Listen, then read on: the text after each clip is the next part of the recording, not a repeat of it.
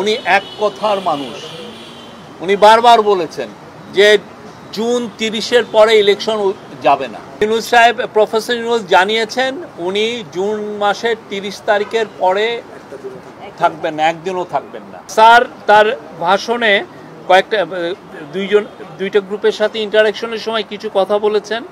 তার মধ্যে আমি প্রফেসর ইউনূসকে কোট করছি, উনি যেটা বলেছেন, আমরা বড় যুদ্ধাবস্থার ভিতরে আছি।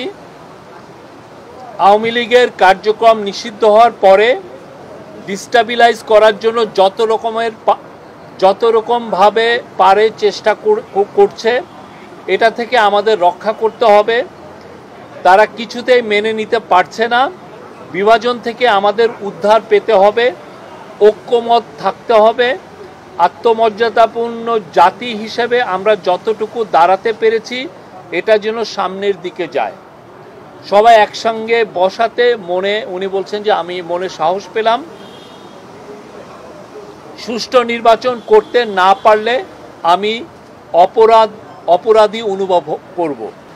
আর তারপরে বলেছেন যে মহাসুযোগ পেয়েছি অভ্যুত্থানের কারণে।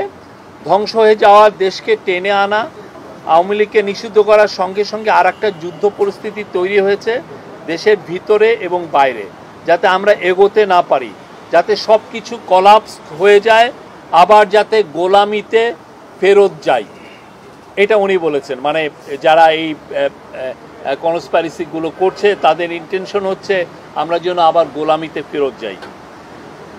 আমি যতদিন আছি দেশের কোনো অনিষ্ট হবে এমন কোনো কাজ হবে না, নিশ্চিত থাকেন।